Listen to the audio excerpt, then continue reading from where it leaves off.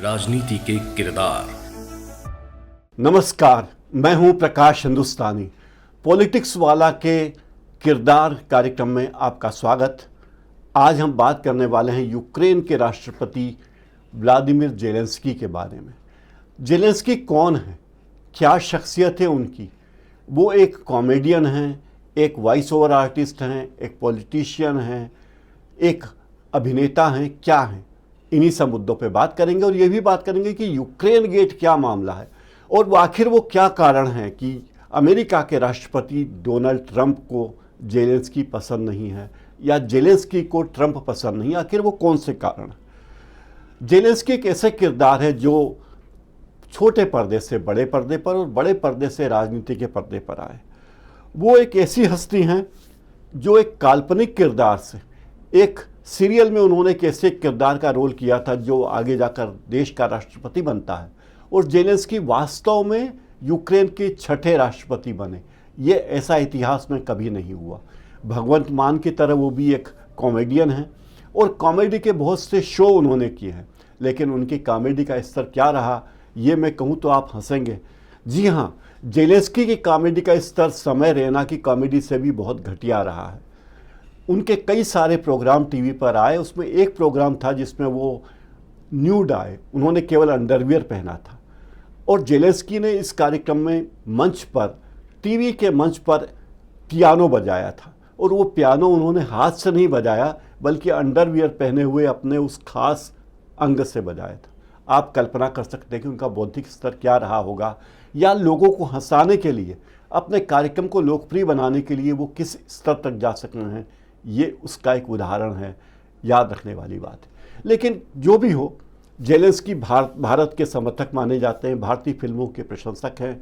आमिर खान की 3 इडियट उनकी लोकप्रिय, उनकी बहुत प्रिय फिल्म है, उसे वे बहुत पसंद करते हैं। दरअसल राष्ट्रपति बनने की लड़ाई उनकी सामान्य नहीं रही। उन्होंने एक सीरियल में काम किया जिसका नाम था सर्वेंट ऑफ द पीपल। ये एक टीवी सीरियल था, सर्वेंट ऑफ द पीपल, और इस सीरियल में जो किरदार था वो आगे जाकर राजनीति में जाता है और देश का राष्ट्रपति बनता है। जेलेंस्की ने बाद में जो पार्टी बनाई, उस पार्टी का नाम था सर्वेंट ऑफ द पीपल, और उसी पार्टी से उन्होंने चुनाव लड़ा और जिस तरह अरविंद केजरीवाल दिल्ली के सीएम बने थे उसी अंदाज में वे सीधे यूक्रेन के राष्ट्रपति बन गए।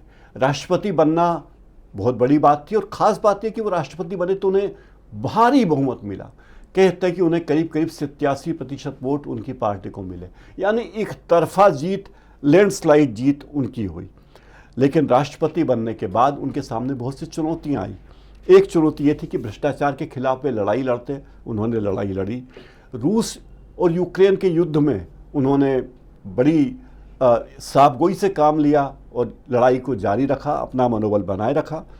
पूरी दुनिया ने उन्हें समर्थन दिया, अमेरिका ने भी एक हद तक उनकी मदद की, कई देशों ने सैन्य सहायता दी और राष्ट्रपति रहते हुए उन्होंने अपने देश के लिए आंतरिक सुधार के बहुत सारे काम किए, जिसमें सेना में सुधार किए, आर्थिक मामलों में सुधार किए और राजनीतिक सुधारों पर उन्होंने अपना ध्यान केंद्रित किया। उनकी ज़िंदगी जो है बड़ी दिलचस्प रही है। एक कॉमेडियन, अभिनेता, सर्वेंट ऑफ द पीपल, और फिर जिसमें उन्होंने एक शिक्षक की भूमिका निभाई थी और वो सर्वेंट ऑफ द पीपल का शिक्षक सिनेमा के पर्दे पर राष्ट्रपति बनता है और फिर वास्तविक जीवन में भी राष्ट्रपति बनता है। जेलेंस्की ने 2006 में डांसिंग विद द स्टार के यूक्रेनी वर्जन में हिस्सा लिया था और वे उसके विनर थे, यानी डांस में भी उनकी मास्टरी है, कॉमेडी में तो मास्टरी है ही। उन्होंने वकालत की पढ़ाई की लेकिन वकील नहीं बने, उन्होंने पेशे को चुना, कॉमेडी के पेशे को। वे रूसी भाषा के समर्थक हैं, उनकी ज़िंदगी की पूरी पढ़ाई रूसी भाषा में हुई। लेकिन जब वे यूक्रेन के राष्ट्रपति बने तब उन्होंने यूक्रेनी भाषा को अपना लिया और रूस की भाषा को अलविदा कह दिया। ये बड़ी गंभीर बात है कि किस तरह उन्होंने यूक्रेन में राष्ट्रवाद को बढ़ावा दिया। एक मौका आया था 2022 में जब अमेरिका के नेताओं ने, अमेरिका के राष्ट्रपति ने उनसे कहा था कि आप यूक्रेन से भाग जाओ, देश से भाग जाओ जिस तरह शेख हसीना बांग्लादेश से भागी है। लेकिन जेलेंस्की ने कहा कि नहीं, मैं देश से नहीं भागूंगा, मुझे युद्ध लड़ने के लिए हथियार चाहिए, कार नहीं चाहिए कि जिसमें बैठकर मैं भाग जाऊं। उन्होंने कहा था I need ammunition not a ride, मुझे राइड नहीं चाहिए, मुझे आवाज़ चाहिए। एक और बात, जेलेंस्की वॉइस ओवर आर्टिस्ट भी रहे और पेडिंगटन बियर नाम का एक कार्टून सीरियल था, उसमें उन्होंने भालू की आवाज़ दी थी। तो ये कार्टून था, भालू का कार्टून, जिसमें उन्होंने भालू की आवाज़ दी और वो खुद राष्ट्रपति बने। जब जेलेंस्की कॉलेज में थे तो उनको एक लड़की से मोहब्बत हो गई जिसका नाम ओलेना था, लेकिन ओलेना ने उन्हें बिल्कुल भाव नहीं दिया। लेकिन जेलेंस्की लगे रहे और उन्होंने अपनी प्रेमिका को पटा लिया, उनकी शादी हो गई, उनके 2 बच्चे हैं, एक बेटा है और एक बेटी है।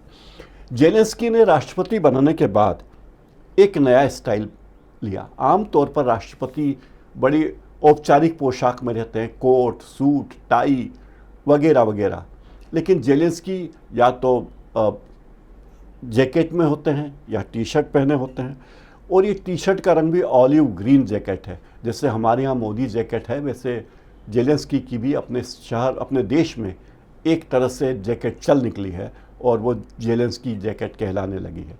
लेकिन सवाल ये कि यही जेलेंस्की जैकेट पहनकर जब वे अमेरिका के राष्ट्रपति डोनाल्ड ट्रंप से मिलने के लिए आए तो डोनाल्ड ट्रंप ने बड़े मजाकिया लहजे में कहा था कि अरे आप तो बड़े तैयार होकर आए हैं राष्ट्रपति से मिलने के लिए, अमेरिकी प्रेसिडेंट से मिलने के लिए। और अमेरिका के एक पत्रकार ने भी टोका था कि आपको प्रोटोकॉल नहीं मालूम, राष्ट्रपति से मिलने के लिए क्या प्रोटोकॉल होता है, क्या पोशाक होती है। तो जेलेंस्की ने जवाब दिया कि मान्यवर, मैं जिस देश से आया हूँ वो देश युद्ध लड़ रहा है और युद्ध की विभीषिका में मेरे पास ड्रेस का चयन करने का वक्त नहीं है, इसलिए जब तक युद्ध खत्म नहीं होता मैं सूट टाई नहीं पहनूंगा, मैं इसी पोशाक में मिलूंगा। कई लोग कहते हैं कि जब गांधी जी ब्रिटेन गए थे और वहाँ के सर्वोच्च नेता से मिले थे तब गांधी जी ने भी सूट नहीं पहना था, जो कि वहाँ फॉर्मल ड्रेस ज़रूरी थी। लेकिन कहा जा सकता है कि गांधी जी भारत के राष्ट्रपति नहीं थे, वे एक सामान्य नागरिक थे, एक वकील थे, एक नेता थे। तो जेलेंस्की की तुलना उनसे नहीं की जा सकती।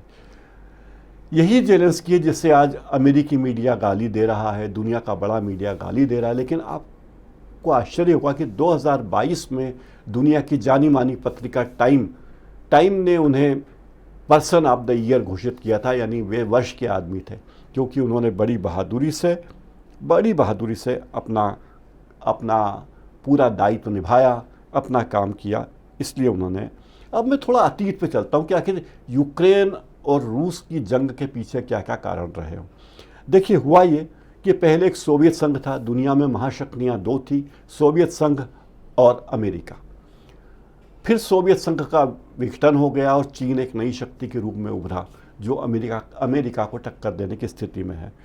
26 दिसंबर 1991 को सोवियत संघ का विघटन हुआ और 15 देश बन गए।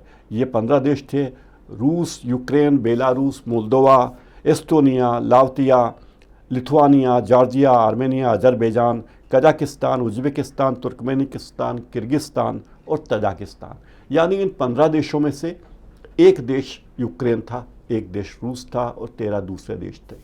ये देश बनने के बाद रूस को लगा कि हमारी सत्ता जा रही, जब पुतिन राष्ट्रपति बने तो उन्होंने उन देशों को जो कभी सोवियत संघ का हिस्सा थे उन पर युद्ध करना शुरू किया और उनके हिस्से को कब्जाना शुरू किया।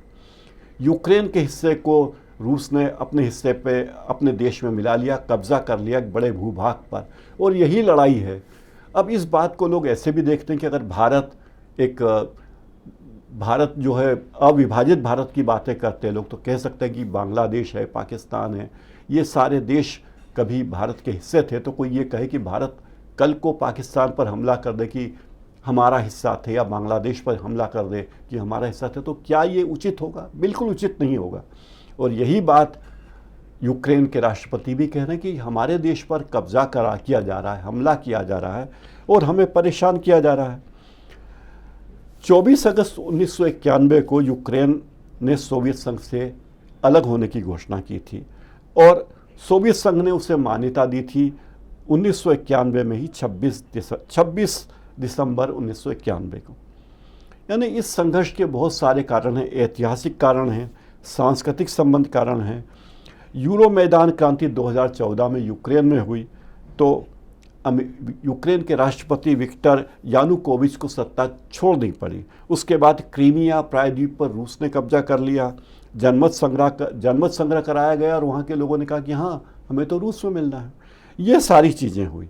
ऐसे और भी चीज़ें हैं, लेकिन वर्तमान में जो रूस यूक्रेन युद्ध चल रहा है ये 24 फरवरी 2022 से शुरू हुआ और अभी तक युद्ध विराम नहीं हुआ।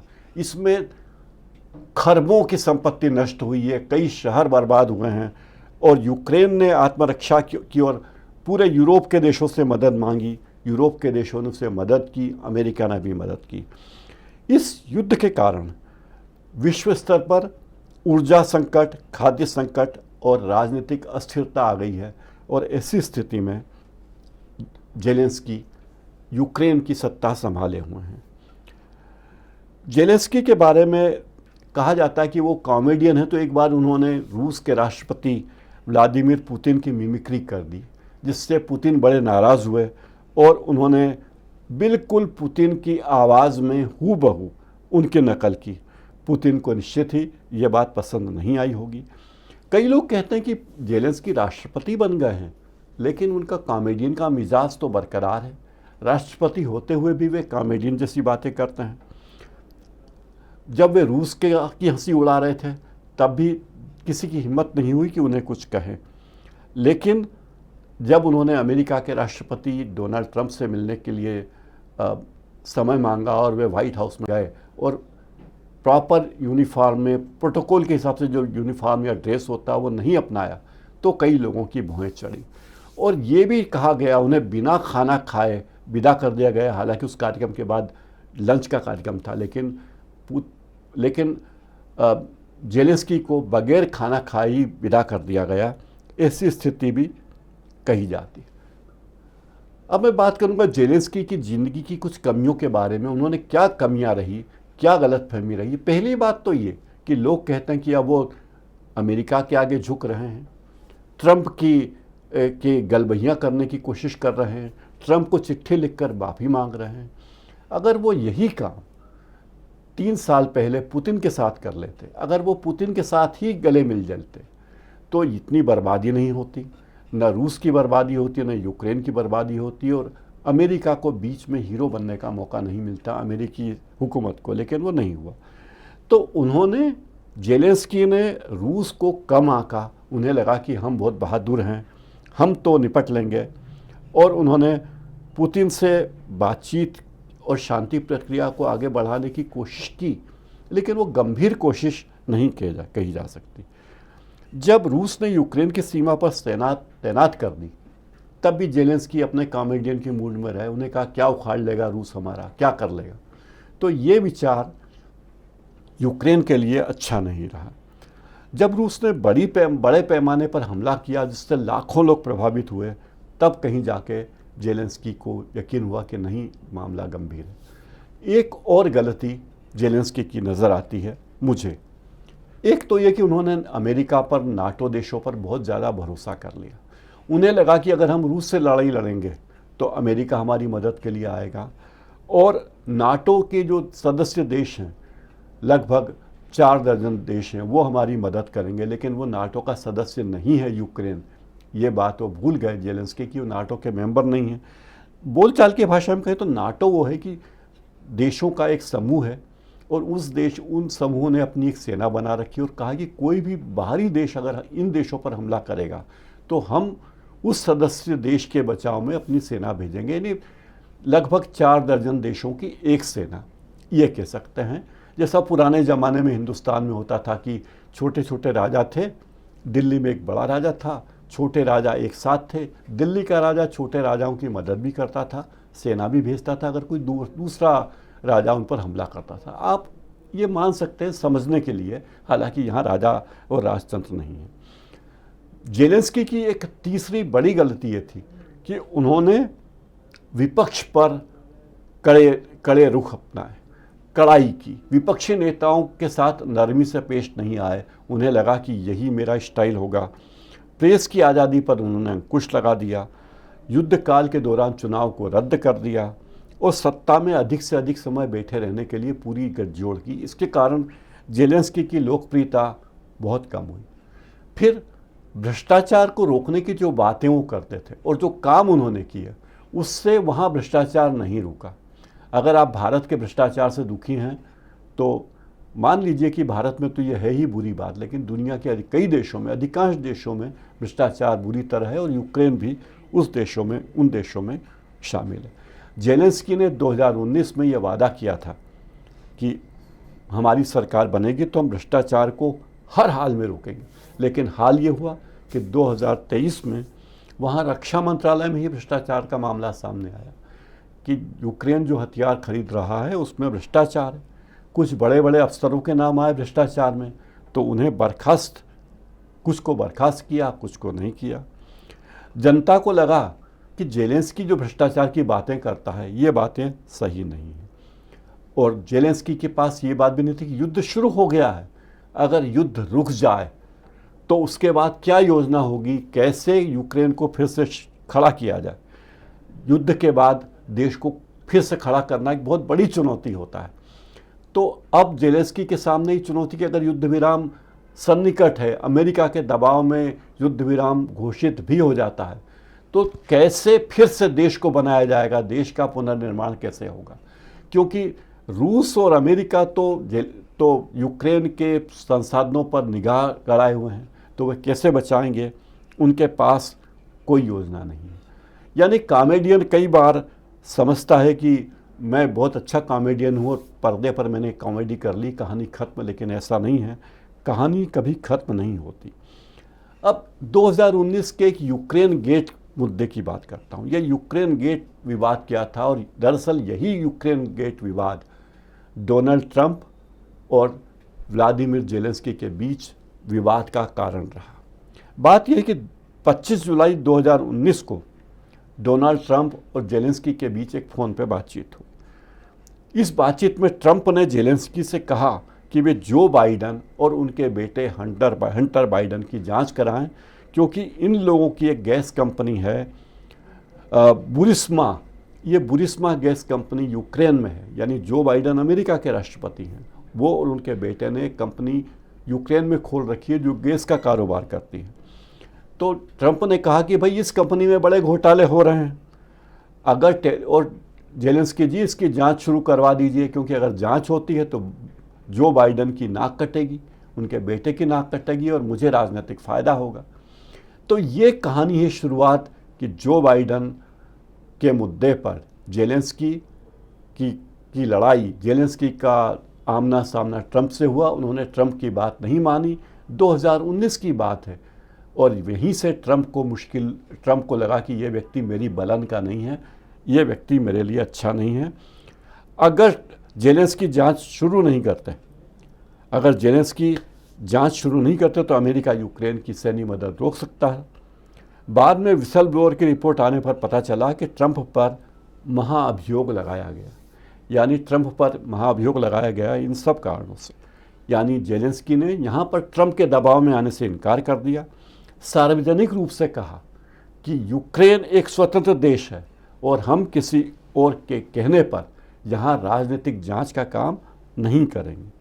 लेकिन उन्होंने ट्रंप की तारीफ़ की, फ़ोन पर ट्रंप की तारीफ़ की और कहा कि हम तो आपके साथ सहयोग चाहते हैं, यानी डिप्लोमेसी उन्होंने रखी। बाद में अमेरिका ने यूक्रेन की सैन्य मदद जारी रखी। अब सवाल यह है, कई लोग बोलते हैं कि जेलेंस्की को झुक जाना चाहिए था भाई ट्रंप के सामने, क्या फ़ायदा हुआ। ट्रंप के सामने वो गए, ट्रंप को डिफेम किया उन्होंने सूट नहीं पहनकर, यानी मैं तो जैसा हूँ वैसा आ जाऊँगा, तुम्हारे सामने होंगे ट्रंप तो ट्रंप प्रोटोकॉल गया तेल लेने, ये उनका स्टाइल था। तो ये किसी को डिफेम करने का तरीका है। ऐसा हो कि आपको राज्यपाल से मिलना हो और राज्यपाल महोदय से मिलने का प्रोटोकॉल है, राष्ट्रपति से मिलने का प्रोटोकॉल है, और आप टी शर्ट पहनकर चले जाएँ राज्यपाल से मिलने, टी शर्ट के बटन ऊपर खुले रख के चले जाएँ कि मैं आया हूँ मिलने। तो एक प्रोटोकॉल होता है किसी भी पदाधिकारी से मिलने का, तो उस प्रोटोकॉल का पालन नहीं किया उन्होंने, और ये जानबूझकर उन्होंने ट्रंप को डिफेम करने की कोशिश की। अगर ट्रंप के सामने जेलेंस्की झुक जाते तो अमेरिका की तात्कालिक मदद बिना किसी विवाद के मिल जाती। ट्रंप के समर्थन से यूक्रेन को राजनीतिक फ़ायदे हो सकते थे, लेकिन वो फ़ायदे उन्होंने नहीं लिए।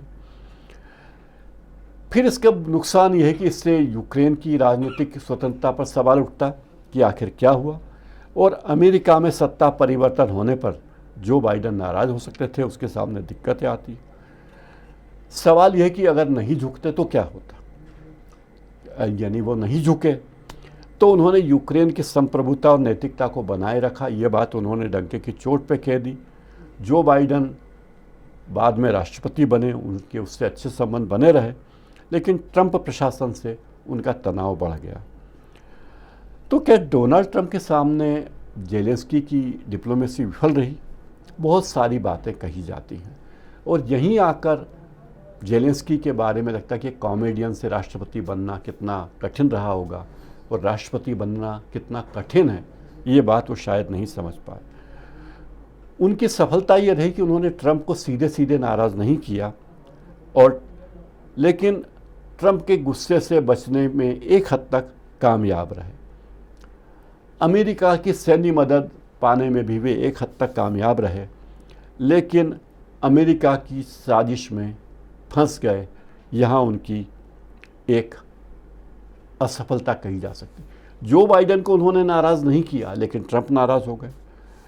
अब ट्रंप के महाभियोग में यूक्रेन का नाम आना उनकी विफलता है कि अगर ट्रंप पर महाभियोग चला और उसमें यूक्रेन का नाम आया तो ये अच्छी डिप्लोमेसी तो नहीं कही जाएगी।